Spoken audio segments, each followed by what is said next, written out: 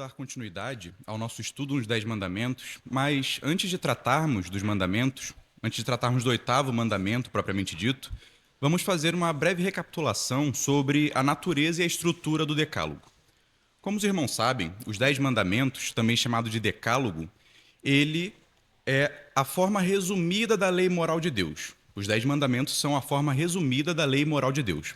E o que é essa lei moral de Deus? A lei moral de Deus é a declaração da vontade de Deus para toda a raça humana. Então, se nós perguntássemos o que Deus requer do homem, como Deus quer que o homem, seja ele qual for, viva nesse mundo, a resposta seria obedecendo a lei moral de Deus, resumida nos Dez Mandamentos. Então, como Deus quer que o homem viva? Não tendo outros deuses, não fazendo e não adorando imagens de escultura, não matando, não adulterando. Em outras palavras, os Dez Mandamentos são a vontade de Deus resumida para o homem. E esses mandamentos, como nós já vimos, eles possuem uma divisão em duas partes. Uma primeira parte, que vai do primeiro ao quarto mandamento, e uma segunda parte, que vai do quinto ao 10º mandamento. Essa primeira parte dos 10 mandamentos diz respeito aos deveres que temos para com Deus, ou seja, tudo aquilo que nós fazemos ou deixamos de fazer e que envolve diretamente o nosso relacionamento pessoal com Deus. Então, quando nós não temos outros deuses ou quando guardamos o dia de descanso, nós estamos cumprindo o nosso dever com Deus. Por outro lado, a segunda parte dos mandamentos, eles possuem os nossos deveres com o próximo, tudo aquilo que nós fazemos ou deixamos de fazer e que afeta diretamente o nosso próximo. É por isso que Deus estabelece: não mate, não adultere, não furte, não diga falso testemunho, e assim sucessivamente.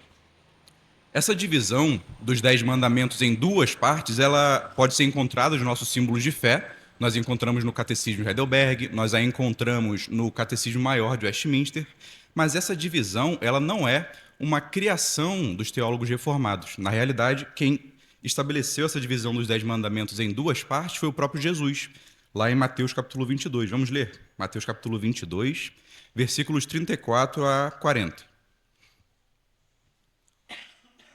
Os teólogos reformados que elaboraram os nossos símbolos de fé, como o Catecismo de Heidelberg, eles se basearam nesse texto para fazer essa divisão dos mandamentos em duas partes. Mateus 22, 34.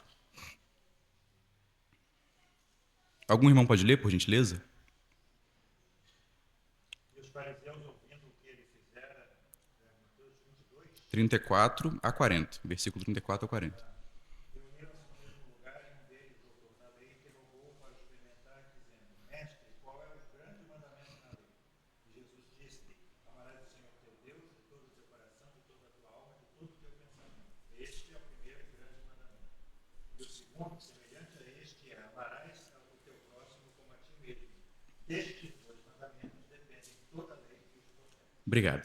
No tempo de Jesus, irmãos, havia um profundo debate entre os rabinos judeus sobre qual eram os mandamentos mais pesados e quais eram os mandamentos mais leves. Essa linguagem do peso e da leveza era uma forma rabínica de se referir ao grau de importância dos mandamentos. Os rabinos, de fato, reconheciam que todos os mandamentos eram importantes, que todos os mandamentos do Decálogo deveriam ser obedecidos, mas eles buscavam identificar um entre eles que tivesse o mais elevado grau de importância. Era uma espécie de debate acadêmico entre os rabinos. E nessa discussão, para ver ou para aferir qual era o mandamento mais importante, os rabinos normalmente tomavam um texto, um versículo do Antigo Testamento e o utilizavam para firmar a sua posição. Então, o rabino fulano pegava um texto do Antigo Testamento e dizia: olha, esse texto aqui mostra que o mandamento tal é o mais importante. Já um outro rabino pegava um outro texto e dizia: olha, pelo contrário, esse versículo aqui está mostrando que mandamento tal é o mais importante. E é nesse contexto de debate entre os rabinos que o doutor da lei questiona Jesus. E é provável que o próprio Jesus tivesse conhecimento dessa discussão entre os rabinos. Porém, percebam, no versículo 35, que o rabino, o doutor da lei, ele não tem uma real intenção de sanar uma dúvida honesta a respeito da lei. Vejam o que diz o versículo 35. E um deles, doutor da lei, interrogou-o para o experimentar. A intenção aqui é colocar Jesus em uma armadilha. A NVT traduz assim o versículo 35. Um deles, especialista na lei, tentou apanhá-lo numa armadilha. Como eu disse, era comum que os que os rabinos, eles pegassem um único versículo do Antigo Testamento e o utilizassem para defender a sua posição. Nós não sabemos ao certo qual era a armadilha aqui, mas é muito provável que o doutor da lei queria que Jesus tomasse um versículo, como faziam os rabinos, a fim de ser criticado por outros doutores, por outros rabinos, que o acusariam de dar importância a um mandamento em detrimento de outros, tão ou mais importantes quanto. E como é que Jesus sai dessa armadilha? Percebam aí, a partir do versículo 37 e 38, que Jesus cita não um, mas dois versículos. Ele cita Deuteronômio 6:5, que diz: Amarás o Senhor teu Deus de todo o teu coração, de toda a tua alma e de todos os pensamentos. E ele cita também Levítico 19:18: Amarás o teu próximo como a ti, como a si mesmo. Percebam que Jesus coloca aí um grau de importância entre esses dois mandamentos. O amar a Deus, ele precede e ele é superior ao amar ao próximo.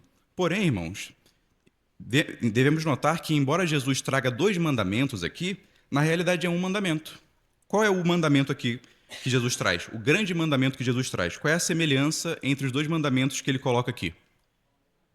O amor. Jesus está mostrando aqui que o grande mandamento, afinal, é o amor a Deus e o amor ao próximo. E como esse amor se expressa? Ele se expressa cumprindo aquilo que os 10 mandamentos estabelecem. Não tendo outros deuses, não fazendo imagens de escultura, não matando, não adulterando, não furtando. O amor se expressa dessa maneira. E é importante que nós saibamos disso, porque é muito comum que, ao lermos esse texto, alguns acreditem que Jesus aboliu os 10 mandamentos e estabeleceu apenas dois: amar a Deus e amar ao próximo. Só que, na realidade, o que nós temos aqui é um resumo dos 10 mandamentos. O amor a Deus e o amor ao próximo resumem, respectivamente, a primeira parte, do primeiro ao quarto mandamento, e o amor ao próximo resume a segunda parte, que vai do quinto ao 10º mandamento. De toda forma, o grande mandamento, Jesus afirma, é o amor. E esse amor vai se expressar cumprindo os 10 mandamentos. Isso nos mostra também que a obediência aos mandamentos de Deus não deve ser uma mera obrigação, mas o resultado de um coração que ama a Deus e ao seu próximo. E por que eu trouxe essa questão do amor? Porque eu estou falando sobre isso. Porque o mandamento que nós vamos ver hoje, ele, para ser cumprido, demanda amor ao próximo. Nós podemos dizer que nós não roubamos ao nosso próximo, mas nós veremos uma série de exemplos, uma série de pecados que cometemos e achamos que não é pecado. Alguém tem alguma observação ou alguma pergunta? Pois bem, então vamos tratar do 8º mandamento. O 8º mandamento é o não furtarás. Como nós vimos nas aulas passadas, cada parcela dos mandamentos, dos 10, eles possuem motivos anexos, eles possuem a razão pela qual eles são estabelecidos. Por que Deus manda guardar o dia de descanso? Porque em 6 dias o Senhor fez o céu e a terra e no 7º dia descansou. Por que o Senhor manda nós não tomarmos o seu nome em vão? Porque ele não terá por inocente aquele que tomar o seu nome em vão. Porém, nós vimos também que outra parcela dos mandamentos, eles não possuem as razões anexas. Eles não trazem junto de si os motivos pelos quais eles são estabelecidos. Por que Deus estabelece que nós não devemos matar? Qual é a razão? O texto não traz. Êxodo 20 não diz por que nós não devemos matar. Por que nós não devemos adulterar? O texto de Êxodo 20 não traz a razão para esse mandamento. Porém, o fato de não haver uma razão anexa não significa que ela não exista. Nós vimos quais são as razões desses mandamentos. E quais são as razões ou os motivos do não furtarás? Porque Deus estabeleceu que nós não podemos furtar o nosso próximo. Alguém sabe responder? Quais são as razões do não furtarás?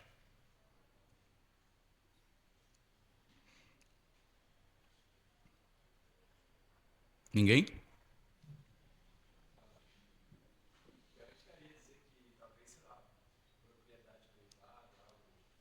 Esse é um ponto, esse é um. Você acertou parte. Tem outro. Está incluído no que ele falou. Já. Está incluído no que o Romulo falou. As duas razões para o não furtarás são o amor ao próximo e o respeito à propriedade, como o Romulo falou. Vamos abrir em Romanos 13, versículo 8. Vamos ver a primeira razão do não furtarás, que é o amor ao próximo. Romanos capítulo 13, versículo 8.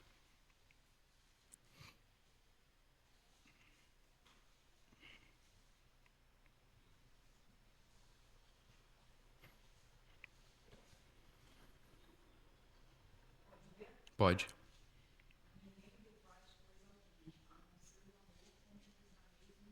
Até o 10, por favor.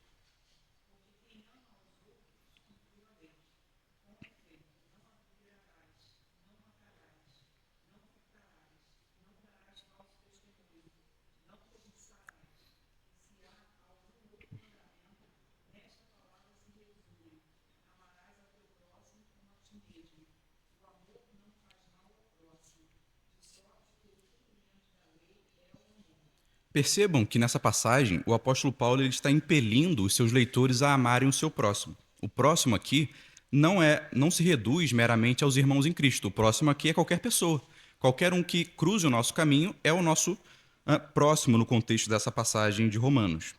E vejam, o amor que Paulo fala que nós devemos ao próximo, ele não é um amor meramente emocional. Percebam que Paulo não fala que nós devemos amar o próximo com as nossas emoções. O amor, na perspectiva judaica, ele é muito mais prático do que emocional. Ele não se reduz a um mero sentimento.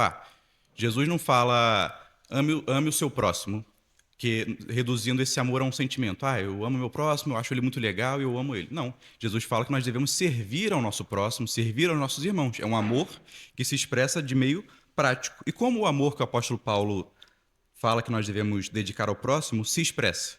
Se expressa, sobretudo, no cumprimento dos 10 mandamentos. Vejam aí. Ele diz no versículo 10, no versículo 9. Amarás ao teu próximo como a ti mesmo é um resumo. Um resumo de quê? Não adulterarás, não matarás, não furtarás, não darás falso testemunho, não cobiçarás.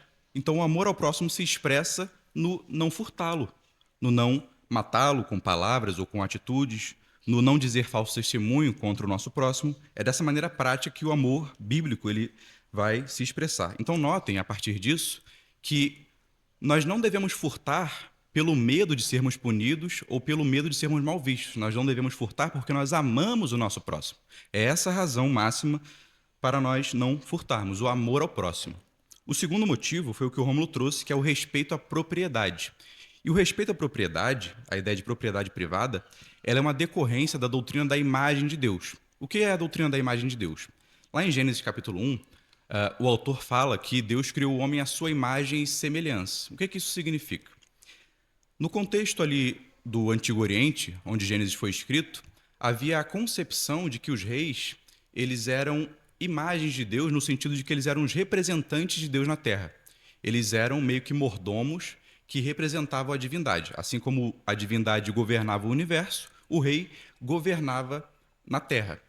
No entanto, percebam que no Gênesis essa ideia ela é expandida, de modo que não é só um rei, não é só um monarca que é criado à imagem de Deus, não é só o monarca que é o representante de Deus na Terra, mas todo ser humano ele é criado à imagem de Deus. Todo ser humano ele é um representante de Deus na Terra e tem o dever, tem o papel de governar esse planeta de modo benevolente, assim como Deus governa o universo de modo benevolente. E dentre os papéis que o homem tem como representante de Deus está o de administrar. Deus é o dono de todos os bens, Deus é o dono de toda a propriedade, Deus é o dono de todo o ouro, toda a prata, mas ao criar o homem à sua imagem e semelhança, ele concede ao homem a administração de uma série de recursos. Então, se você parar para pensar, nem os seus recursos são seus. A sua casa não é sua, o seu carro não é seu, o seu dinheiro não é seu. Tudo isso que você tem é de Deus. É uma delegação que Deus te deu para você administrar para a glória do próprio Deus. E sobre essa questão do respeito à propriedade, vejam o que diz o Catecismo Maior de Westminster no comentário às perguntas 140 e 141. Qual é o alcance geral do oitavo mandamento? O alcance geral do oitavo mandamento é o respeito à santidade da propriedade, da mesma sorte que o sexto impõe a santidade da vida e o sétimo a santidade do sexo. A propriedade, ou a riqueza, é criada por Deus e confiada ao homem para o seu uso na glorificação e no serviço a Deus. É, portanto, um compromisso administrativo atribuído ao homem e por isso tem de ser respeitado. Percebam? Porque Deus criou o homem à sua imagem e semelhança e concedeu a esse homem certas propriedades para administrar, ninguém pode tomar aquilo que foi colocado sob o nosso dever de administração. Certo? Em última instância, nada é nosso, mas Deus nos deu o papel de administrarmos aquilo. Então, ninguém tem o direito de invadir ou de se valer da propriedade alheia, porque é uma concessão do próprio Deus. Alguém quer falar alguma coisa?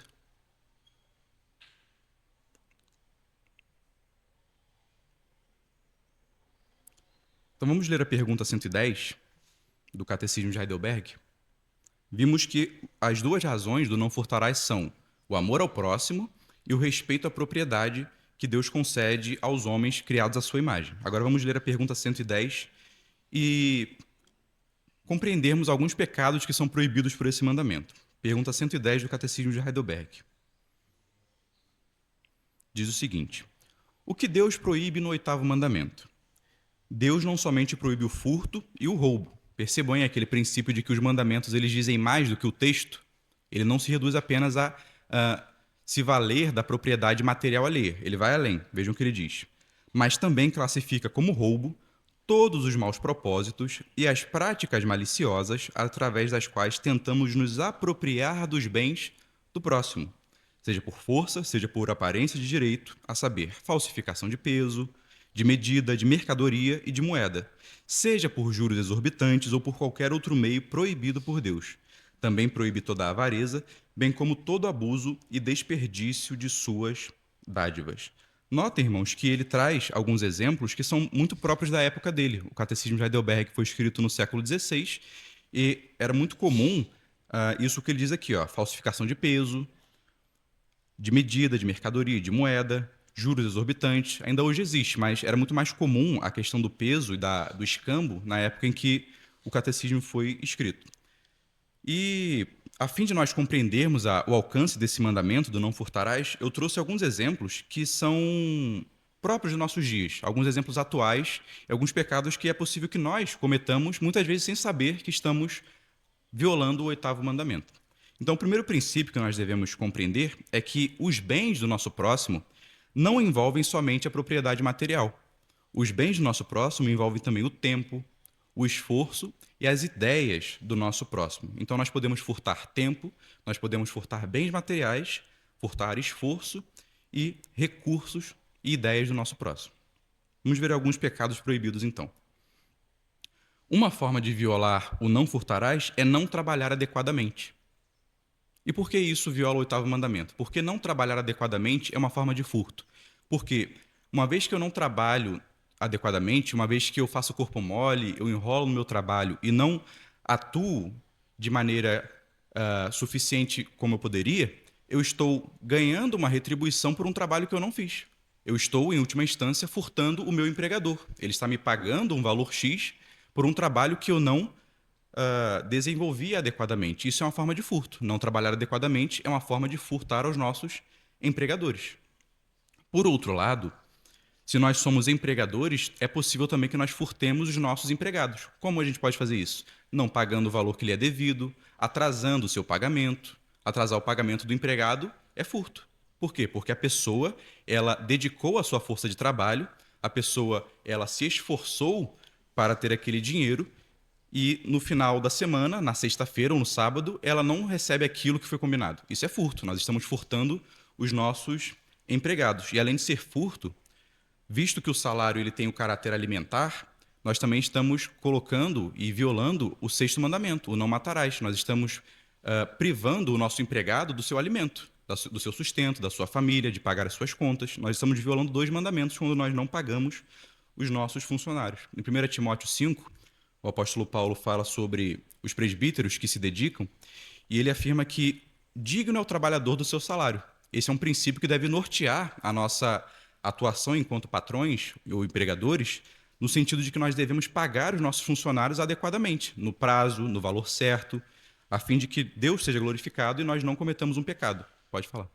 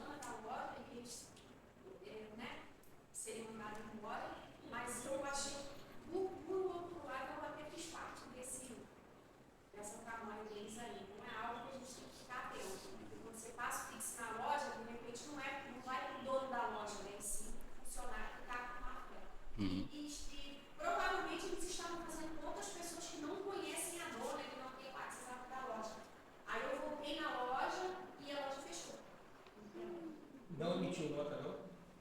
Ele não emitiu, me deu a notinha e falou assim, olha, aqui tá a notinha. Aí eu falei assim, tá bom. Aí, na hora eu peguei minhas coisas e fui embora. E quando eu voltei para pegar, ela falou assim, eu acho que eu joguei fora, não tem mais. Na outra vez que eu fui lá pedir a nota fiscal. Então, quer dizer, algo que a gente tem que ficar atento. É interessante que você falou, eu vou falar sobre receptação daqui a pouco, que é você comprar alguma coisa, um produto roubado. E nós vamos ver que pela legislação humana exige esse dever de cuidado que você falou. Se você compra alguma coisa, mas havia suspeita de que aquilo era roubado, você é cúmplice. Nós vamos ver isso adiante. É importante nós não só não furtarmos, mas também temos o dever de cuidado ao comprarmos alguma coisa. Agora, deixa eu só tentar estender um pouquinho essa questão aí da Suzana.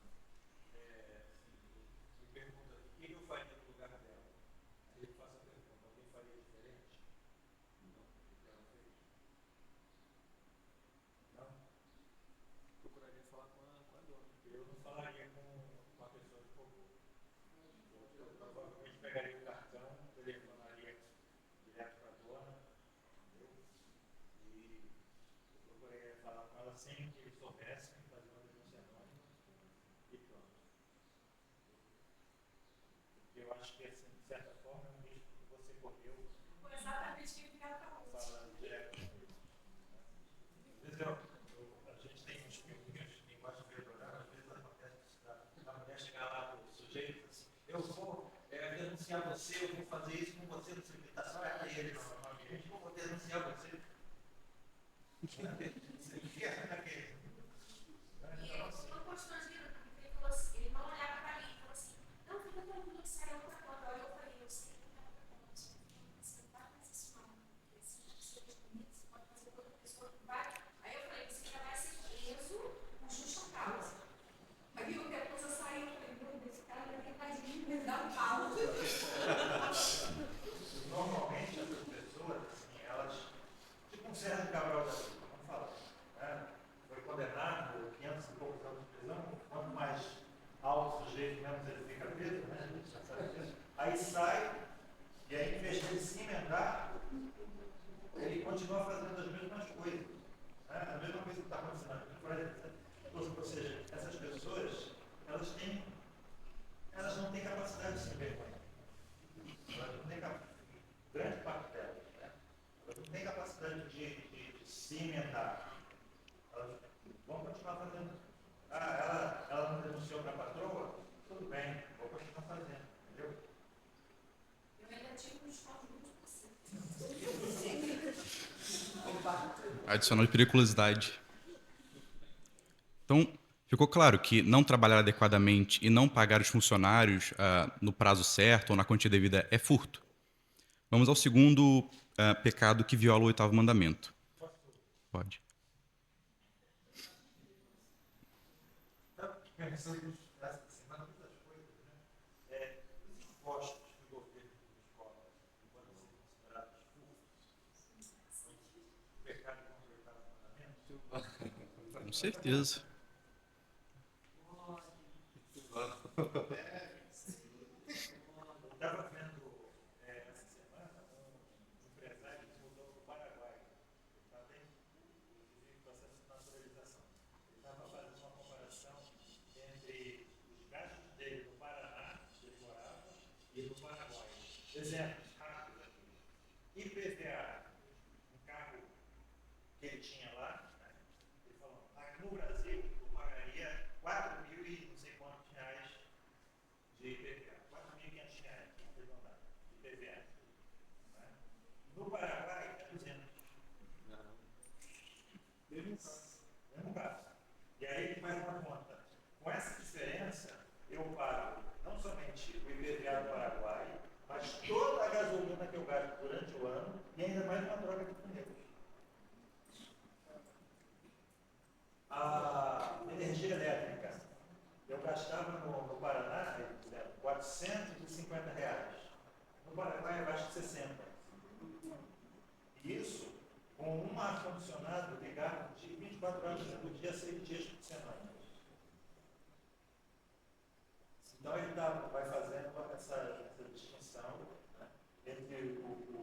os impostos que são cobrados no Paraguai e os impostos que são cobrados no Portugal. Eu não sei quem viu essa semana, o governo desses 3 anos já tentou 27 vezes ou aumentar impostos ou criar impostos novos. Então, assim, só para... é curto. Vamos fazer uma migração em massa. Sonegar só é crime se descobrirem. Tô brincando. Então vamos ao próximo pecado que viola o 8º mandamento, o atraso. O atraso, ele é um furto de tempo, de esforço e de recursos. Já pararam para pensar que quando você não chega no horário, no local...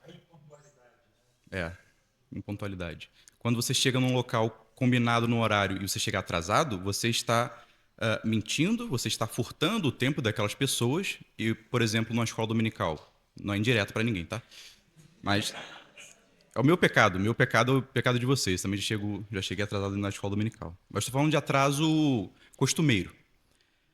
Já pararam para pensar que o atraso, quando você chega atrasado na EBD, você furtou tempo e recursos daquela pessoa que está dando aula? Já parou para pensar que o pregador ou o professor, ele dedicou um tempo preparando um estudo quando ele poderia estar dedicando esse tempo para a família ou estudando para ascender profissionalmente? Então, quando você chega atrasado, você está furtando dele isso. Você não está compensando pelo tempo e pelo esforço que ele investiu na preparação daquela pregação ou na preparação daquele estudo. Só que, além disso, irmãos, pode falar.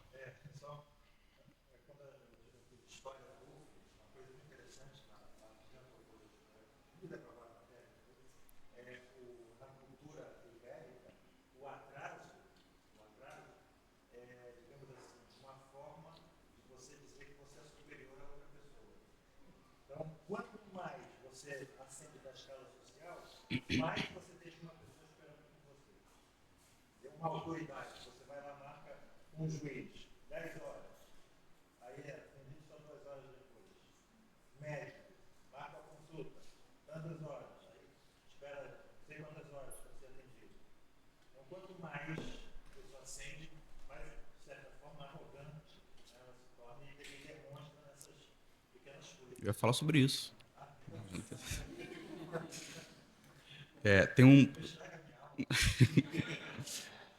Tem um pastor batista reformado chamado Pedro Pamplona, e ele escreveu um texto justamente sobre o pecado da impontualidade ou do atraso. Vejam, ele diz que é furto, como eu já disse, mas ele também diz que o atraso é mentira. Vou ler o que ele disse. A Bíblia nos exorta a deixar a mentira. Isso significa deixar o atraso. Não estar no local marcado na hora marcada é uma mentira. Quando firma um compromisso dizendo estarei lá às 2 e não chego nesse horário, tudo o que eu fiz foi mentir. Ao entrar na membresia de uma igreja local, estou firmando um compromisso, entre outros, de participar regularmente dos cultos. Isso significa participar de todo o culto, ou seja, ser pontual. Se não faço, sou um membro mentiroso. O pai da mentira se agrada do atraso, o pai de Jesus, não. E ele continua acrescentando que o atraso é falta de amor. Diz ele: aquele que está sempre atrasado não leva em consideração o princípio cristão de respeitar, valorizar, servir e honrar o próximo. Em outras palavras, o atraso é uma demonstração da falta de amor. Meu compromisso envolve outras pessoas, o tempo dessas pessoas, os recursos dessas pessoas e outras atividades dessas pessoas. Quando não me importo com essas coisas, estou dizendo que não amo como deveria amar. Somos chamados a sermos imitadores de Cristo em sua humildade, e isso está diretamente relacionado a considerar o outro superior a nós mesmos e cuidarmos dos interesses do outro. Quando estou sempre atrasado, estou dizendo que sou superior ao ponto do outro sempre ter que me esperar, enquanto também digo que não me importo com os seus outros compromissos e interesses. É aquilo que o Túlio disse. Quando nós chegamos atrasados, inconscientemente nós estamos dizendo que nós somos superiores aos outros e que nós não nos importamos com o outro, com o tempo que o outro dedicou, com os recursos que ele dedicou, com o esforço que ele empenhou para aquilo.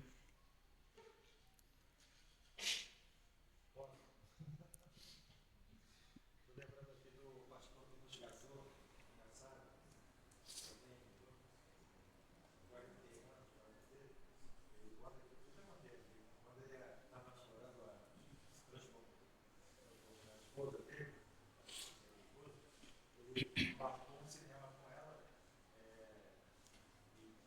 tantas horas espero na tua casa.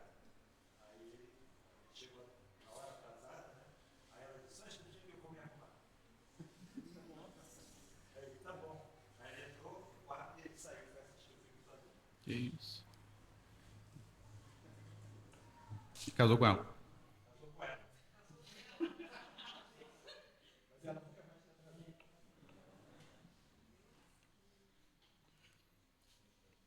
Então, só que tem um aspecto ainda mais grave, irmãos, no atraso, sobretudo no culto. Quando nós chegamos no culto atrasado, nós estamos dizendo que nós não nos importamos com a adoração do nosso Deus. O culto ele é feito para ser realizado em comunidade. Então, todos nós precisamos estar aqui no horário certo para cultuarmos ao Senhor. Quando nós chegamos atrasados no culto, nós estamos dizendo, inconscientemente, que nós não nos importamos em cultuar ao nosso Deus. Certo? Então, nós devemos compreender que o atraso, ele é roubo, ele é furto, ele é falta de amor e ele é mentira. E nós devemos cuidar para não permanecermos nesse pecado. Um outro pecado é o da pirataria. Existem diversos exemplos de pirataria, como, por exemplo, a utilização de aparelhos que liberam canais mais baratos, baixar livros de forma gratuita, e esse é o meu pecado, levanta a mão. Se Jesus falasse, quem baixa livro gratuito aí vai ser apedrejado, eu ia entrar na pedra, fácil. Mas quando eu li, estava preparando essa aula, é muito comum que a gente comece a se defender. Já perceberam isso? Quando a gente lê a Bíblia, quando a gente está lendo algum livro, a gente começa a se defendendo, mas não, o livro tal é caro, muito caro, então eu vou baixar e tal, mas no fim, irmãos, devemos lembrar daquele princípio lá do começo, o amor ao próximo. Será que quando eu estou baixando uma obra literária de uma pessoa, eu estou amando aquela pessoa como eu deveria? Será que quando eu baixo um livro de um autor que se esforçou dedicou seu tempo, dedicou seu esforço, dedicou seus recursos para elaborar aquela obra literária, eu estou amando o meu próximo como eu deveria? Percebam que quando nós colocamos o amor como o princípio máximo do cumprimento dos mandamentos, eles se tornam mais fáceis de serem obedecidos. Se eu tomo os mandamentos apenas como uma regra que deve ser obedecida de forma obrigatória, como se fosse uma mera obrigação, eles ficam muito mais pesados. Mas quando eu tomo conhecimento de que eu devo cumprir os mandamentos porque eu amo a Deus e ao meu próximo, se torna muito mais fácil. Então nós devemos pensar, será que instalando esse aparelho aqui, liberando esses canais aqui bem mais barato, eu estou amando o meu próximo? Eu estou amando o empresário, dono desses canais? Eu estou dando a cada um o que é devido? Eu estou pagando a ele o valor justo pelo que ele elaborou? Será que quando eu estou baixando esse documento aqui de forma gratuita, eu estou honrando, eu estou amando o meu próximo? São perguntas que nós devemos fazer. Um outro exemplo de pecado... Aí pode. É verdade, porque se o livro está esgotado, o meu caso, por exemplo, eu já peguei diversos livros digitalmente que não estava mais à venda, livros da década de 90, de 2000. Esse é um caso à parte, porque aí não tem como mais o autor ter lucro com essa venda.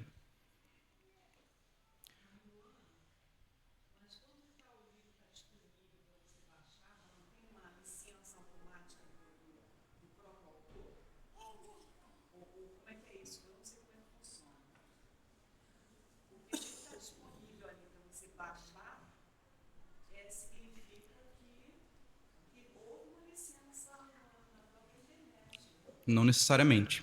Os livros digitais, como por exemplo você compra no Kindle da Amazon, você compra aquele livro, você pagou, por exemplo, R$50 e você baixou. Mas existem programas que possibilitam você pegar aquele livro e tirá-lo do Kindle e transformá-lo em um PDF, por exemplo, e você disponibiliza para outras pessoas que não pagaram. Isso é furto, é uma forma de furto, entendeu? Porque essas plataformas como o Kindle, por exemplo, você só pode ler ali justamente por isso. Você não tem como tirar dali e divulgar para outras pessoas.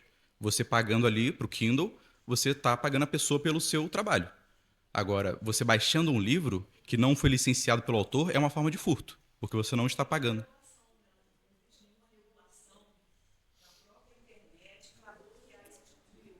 Existem, mas os sites são muito grandes. São sites cujo servidor está na Rússia, por exemplo. É impossível de você pegar.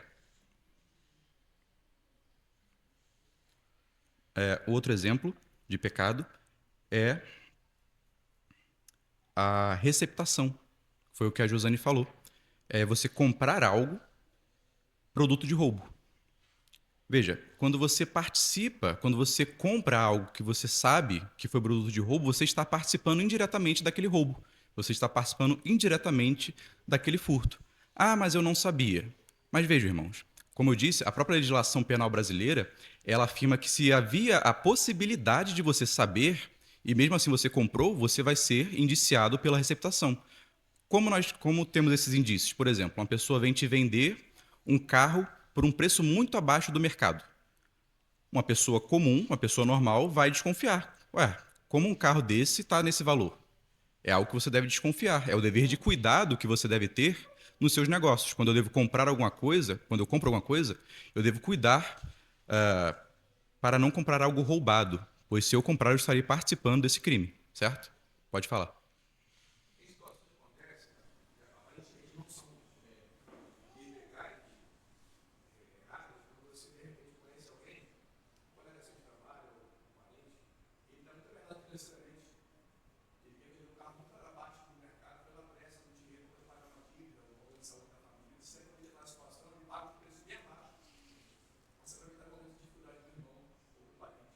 Sim.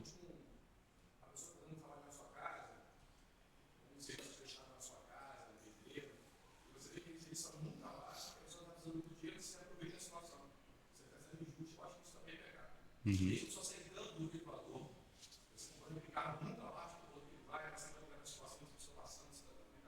É verdade. A pessoa está usando de um subterfúgio para conseguir seu dinheiro vendendo algo que não está no valor correto. É verdade.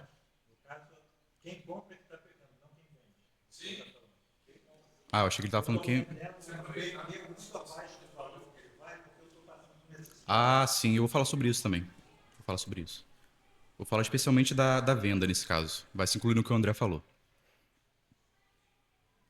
Não pagar as dívidas também é uma forma de furtar. Vejam o que o Paulo diz em Romanos 13, versículo 7. Portanto, dai a cada um o que deveis, a quem tributo, tributo, a quem imposto, imposto, a quem temor, temor, a quem honra, honra. E vejam o que ele diz no versículo 8. A ninguém devais coisa alguma, a não ser o amor com que vos ameis uns aos outros, porque quem ama os outros cumpriu a lei. Então o que Paulo está falando? Olha, vocês não devem ficar devendo ninguém. Se vocês tiverem a possibilidade de pagar, paguem o mais rápido possível.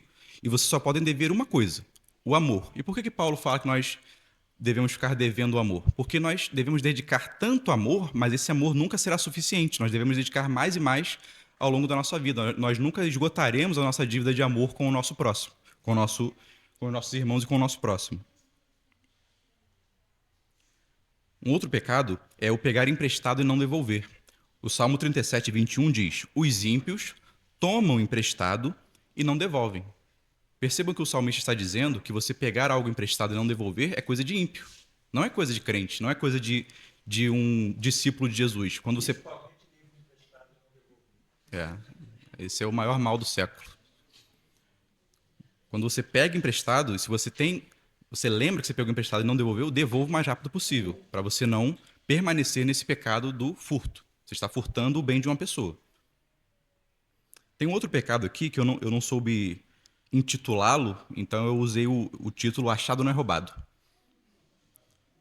Que é basicamente você achar alguma coisa e se apropriar daquilo. Isso é pecado. Se você não se esforça para devolver aquilo para o seu dono, você está pecando.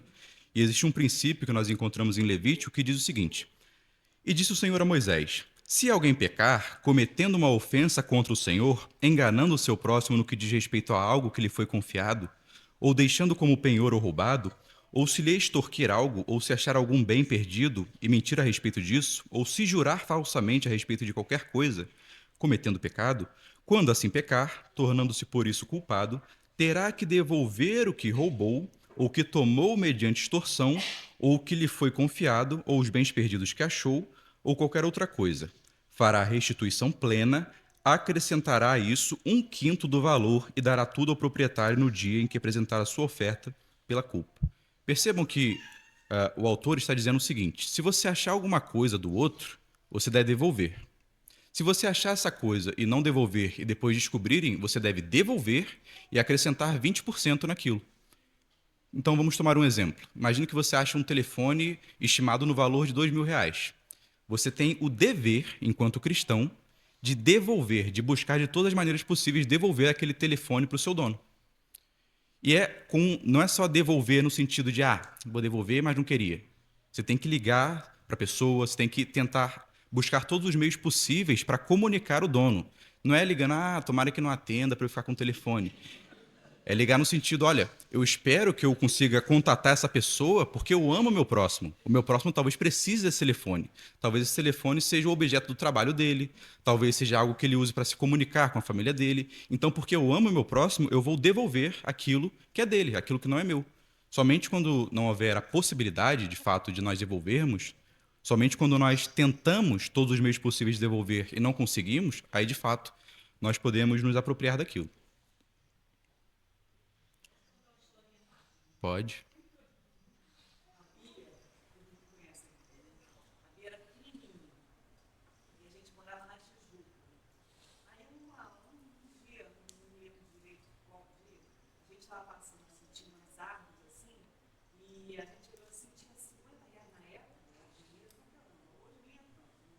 Tinha 50 reais dobradinho assim, ela, mãe, achei, olha só.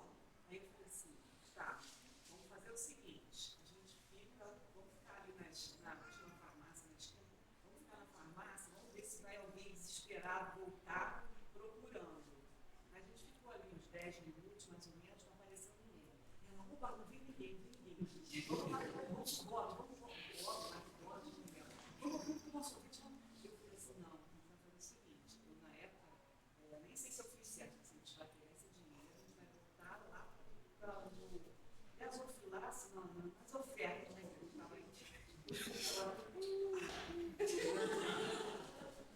Tá roubando na casa de Deus.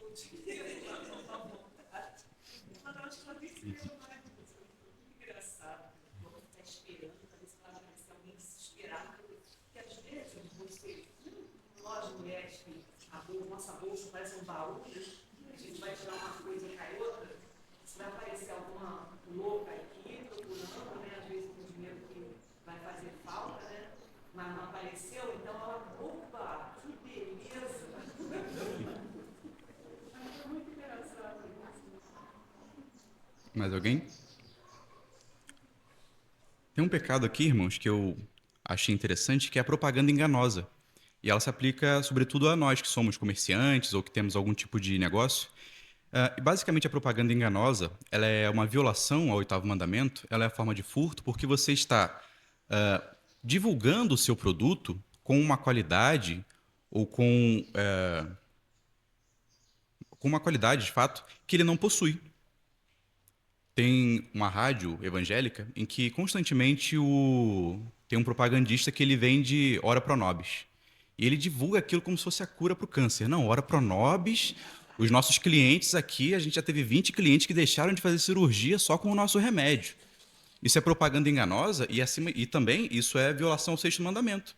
Se eu estou vendendo um remédio que praticamente faz milagres e um idoso, por exemplo, ele compra aquilo e deixa de fazer uma cirurgia que ele tinha que fazer, eu estou colocando a vida dele em risco. Então, além de eu estar furtando o seu dinheiro, vendendo algo que não tem a qualidade que eu afirmo que ela tem, eu estou colocando a sua vida em risco, eu estou violando o não matarás. Então, nós devemos ter cuidado. Sexto, oitavo. Então, nós devemos ter cuidado com essa propaganda enganosa. O autor do Catecismo de Westminster, ele fala que a propaganda, ela tem lugar e ela pode ser adequada quando, por exemplo, nós podemos falar que o nosso produto tem qualidade, que ele é de melhor qualidade, desde que isso seja provado. Foi provado que ele é o mais eficaz naquilo, então a gente pode fazer a propaganda. Ele é o mais eficaz naquilo. Agora, a gente não pode vender os nossos produtos como se fossem algo que eles não são, certo? Isso é pecado, é mentira e é furto dos recursos do nosso próximo. Por fim, o último pecado que eu trouxe aqui são os preços abusivos. Quando nós colocamos um preço acima do preço justo, nós também estamos furtando do nosso próximo. Percebam, irmãos, que um dos princípios da Reforma Protestante é você exercer o seu trabalho, exercer o seu comércio de forma justa, colocando preços justos nos seus produtos, vendendo aquilo para as pessoas com boa qualidade, com preço justo, com preço acessível. Tem uma história até que dizem, uma história atribuída a Lutero, que diz o seguinte: um sapateiro convertido perguntou a Lutero o que poderia fazer para servir melhor a Deus e ser um cristão melhor.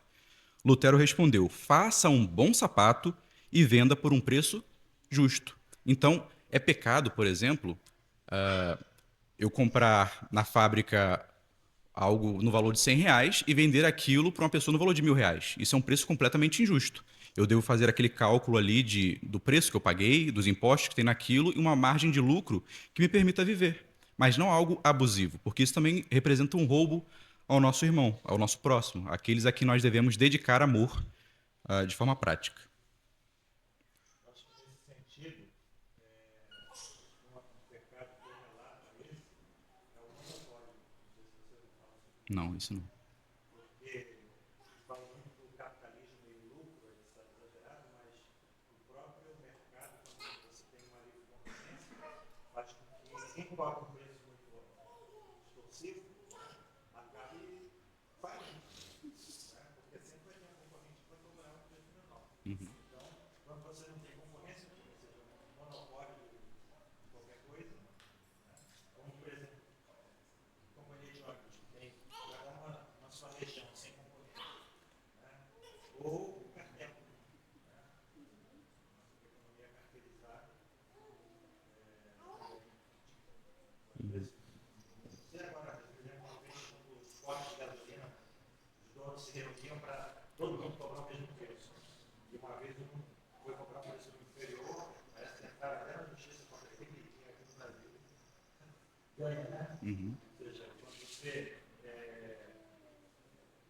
legisla de forma a que não haja livre concorrência, essa é uma forma de disputa também. Eu lembrei do que o André falou, eu lembrei de um caso que houve nos Estados Unidos, acho que no Brasil teve também no Sul ou em Petrópolis, eu não me lembro, que houve aquele problema de chuva e as pessoas ficaram sem água e os comerciantes estavam vendendo a água a preços exorbitantes. Vejam, isso é um pecado duplo, porque viola o furto, você está vendendo acima do valor justo e você está se valendo da situação miserável do seu próximo para vender aquilo por um preço exorbitante. Isso é um pecado gravíssimo. Como o André disse, você não pode se valer da fraqueza, da miséria do outro, da situação que o outro está dependendo de você e você vender aquilo por um preço exorbitante. Você não pode se valer do outro. Você tem que amar o seu próximo, vendendo de forma justa. Vinculada de novo com uma senhora e as pessoas começaram a atacar essa senhora e era uma enfermidade. E é interessante, irmãos, que quando nós falamos de preço justo, que nós não devemos vender com preços abusivos, pode parecer para alguns que isso é coisa marxista, uma coisa socialista, mas não. Se vocês lerem os nossos símbolos de fé, lá no século XVII, XVI, já falavam disso, do preço justo. Não é porque você vende algo que você deve lucrar excessivamente em cima daquilo. Você deve obter um lucro que te permita viver, que te permita... Pode falar. Te permita ter uma vida boa, mas não o luxo ou algo do tipo. Quando a finança, né, a gente tem aprendido já há muito tempo aqui, eu sempre falo do ethos calvinista. Isso já vem de muito tempo. De respeito ao nosso dinheiro, ao que nós devemos ganhar, devemos trabalhar o máximo que puder. Poupar o máximo que puder. E também doar o máximo que puder. Essa questão da doação está aí a não usurpação, não aproveitamento de pessoas mais fracas. A gente tem que doar, eu acho que o pensamento é ao contrário. Nós devemos ter um pensamento de ajudar o irmão, já que a gente tem mais necessidade. A questão também de você vender com pessoas que já contaram também, a pessoa quer ganhar tanto aquilo, a mercadoria também que acaba querendo pagar menos. Acho que é errado também. Acho que sim. Acho que isso inclui também. Para terminarmos, temos o desperdício. O desperdício também viola o 8º mandamento. E por que o desperdício dos nossos bens, do nosso patrimônio, ele é uma forma de furto? Porque, como eu disse lá no início, em última instância, os nossos bens e o nosso patrimônio não é nosso. É tudo de Deus. Nós somos administradores daquilo que Deus nos deu. Nós precisamos administrar os nossos bens a fim de que Deus seja glorificado e a fim de que o nosso próximo seja auxiliado. Então, existem diversas formas como nós podemos desperdiçar os bens. Por exemplo, deixar luzes acesas em casa em um cômodo que não tem ninguém, passar 1 hora tomando banho, desperdiçando água, colocar no prato mais comida do que você aguenta comer e jogar o restante no lixo, todas essas são formas de desperdício dos bens que Deus nos deu para administrarmos. Nós devemos ter a consciência de que nós devemos ser mordomos de Deus nessa terra e administrar bem os recursos que Ele nos deu. Só para terminarmos, vamos ler a pergunta 111 do Catecismo de Heidelberg, que diz o seguinte: nós vimos os pecados proibidos, uma lista de pecados proibidos, e agora nós vamos ver o que o 8º mandamento nos ordena. Mas o que Deus ordena neste mandamento? Pergunta 111 do Catecismo de Heidelberg. Devo promover, tanto quanto possível, o bem do meu próximo e tratá-lo como quero que outros me tratem.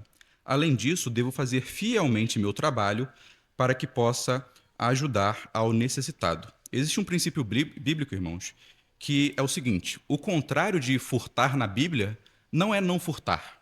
O contrário de furtar na Bíblia é ser generoso. Não basta eu não tomar do outro aquilo que não é meu. É necessário que eu divida, que eu reparta aquilo que é meu. Percebam a diferença? Eu não só não furto, mas eu partilho daquilo que é meu. Eu preciso ser generoso. É um princípio que nós encontramos, por exemplo, em Efésios 4, que diz o seguinte.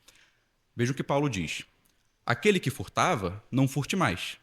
Mas ele para por aí? Não, veja o que ele diz. Antes trabalhe, fazendo com as mãos o que é bom, para que tenha o que repartir com o que tiver necessidade. Então não basta que eu não roube, eu preciso partilhar o que é meu com o necessitado. Percebam então que os meus bens também, eles são do necessitado quando ele necessitar. Se eu não partilho dos meus bens com o necessitado na sua necessidade, com o irmão que está passando necessidade, eu estou furtando aquilo que é do irmão. Um bem que Deus manda eu conceder a ele. E percebam aí, para fechar, que a pergunta fala que nós devemos trabalhar não só para ganhar dinheiro. Se nós tivermos a ideia de que nós devemos trabalhar só para ganhar dinheiro, nós estaremos pensando como pagãos.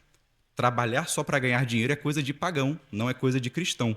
Nós também devemos trabalhar para glorificar a Deus. O apóstolo Paulo fala, quer comais, quer bebais, façais tudo para a glória de Deus. Então, o nosso trabalho deve ser para a glória de Deus e também para ajudar o necessitado. Certo? Não devemos trabalhar só pelo dinheiro, mas para ajudar aqueles que necessitam. Como o Agnello disse, devemos trabalhar muito, poupar muito e partilhar com o necessitado aquilo que é nosso. Algum irmão quer falar alguma coisa?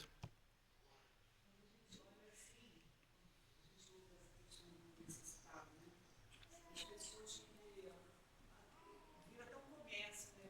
Vira uma profissão. A profissão de pedir. Né? Você precisa do Rio, na Zona Sul, tem um lugar, aqui em Maringá nem tanto. Mas já tem gente na rua pedindo, sabe? Mendigando, né? Assim, aí você fica assim, sabe? Ai, meu coração fica apertado, mas eu não ajudo, não. Uhum. Me desculpe, mas às vezes olha para a pessoa assim, que ela tinha condições de estar fazendo alguma coisa, sabe? Fazendo um trabalho, fazendo alguma coisa, não se importa. Esse é um princípio bíblico até. O apóstolo Paulo, ele fala o seguinte: aquele que não trabalha também não coma. A Bíblia também fala, vocês devem ajudar as viúvas que realmente são viúvas. Ou seja, aquelas viúvas que não tem ninguém para ampará-las.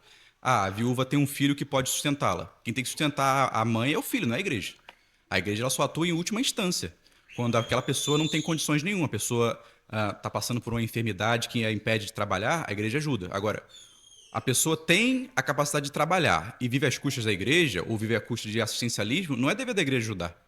Certo? Isso também seria uma forma de furtarmos. Nós estamos dando o nosso bem a quem não merece. Aquela pessoa não merece o nosso bem. Não merece o nosso dinheiro, o nosso patrimônio. Ela deve trabalhar para conseguir aquilo que é seu. Então, ajudarmos o necessitado que não é de fato necessitado, aquele que pode trabalhar, é pecado também. Devemos analisar bem o caso.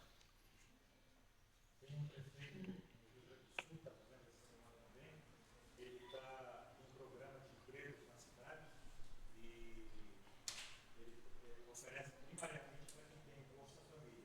Quem não aceita, é desligado do programa. Quem não aceita o emprego, é desligado do programa. Quem aceita também é desligado. Depois de um certo tempo. Mas quem não aceita é desligado do programa.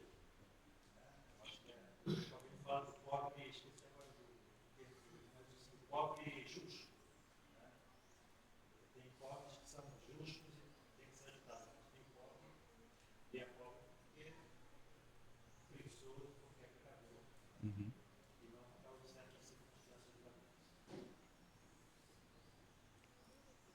num ponto que você colocou sobre a questão do atraso.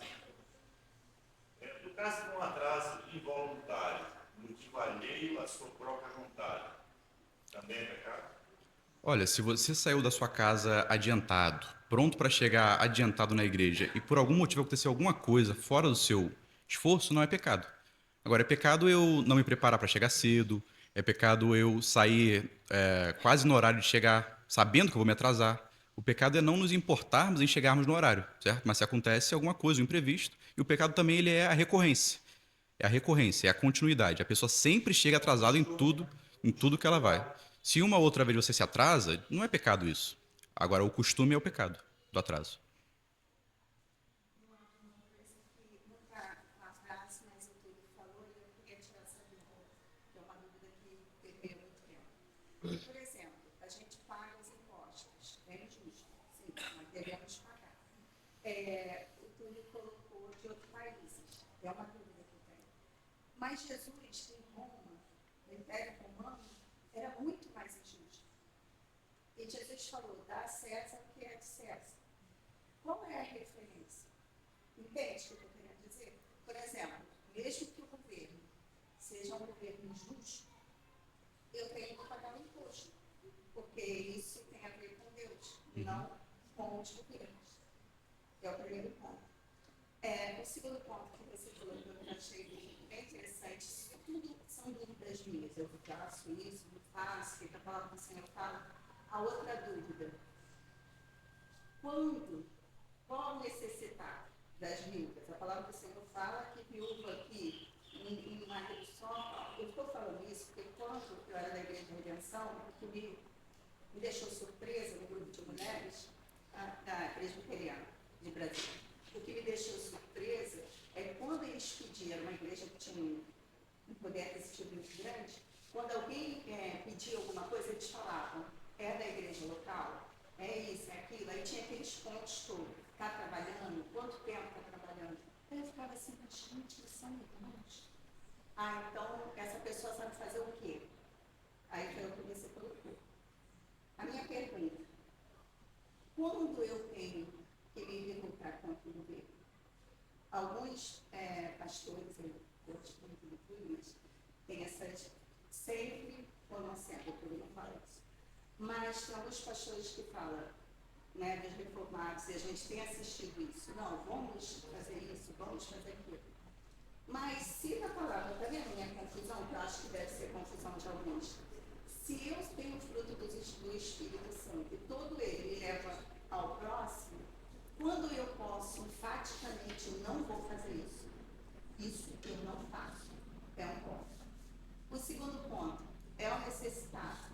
Mas eu ofereço trabalho a ele. E se essa pessoa não quer trabalhar?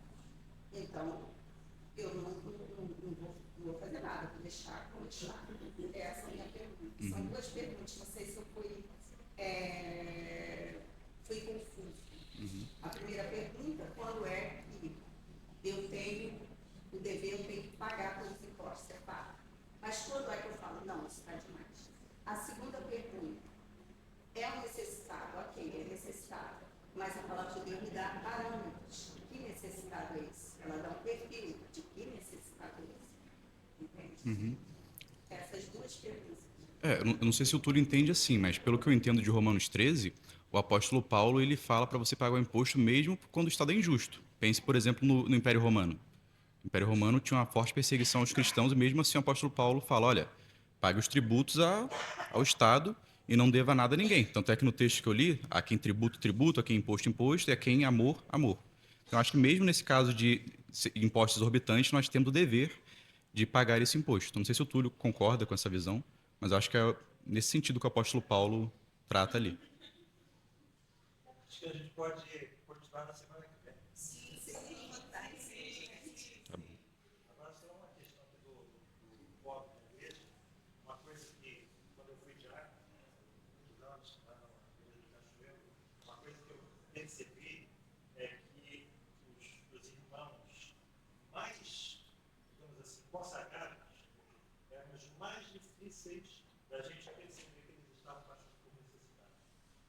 Eu tinha, inclusive, um diácono que eu dizia assim, foi chamado realmente para ser diácono. ele tinha um jeito de extrair do irmão reticente e ele estava passando por necessidade. Assim, pessoas que realmente não tinham uma vida espiritual, eram as mais idôneas, entendeu? Então eu posso fazer talvez assim uma escala de oposição. Quanto mais a pessoa se consagra a Jesus, mais difícil a gente perceber que ela, mais difícil ela de pedir, pelo menos na minha experiência. E quanto menos, mais fácil ela pedir. Entendeu?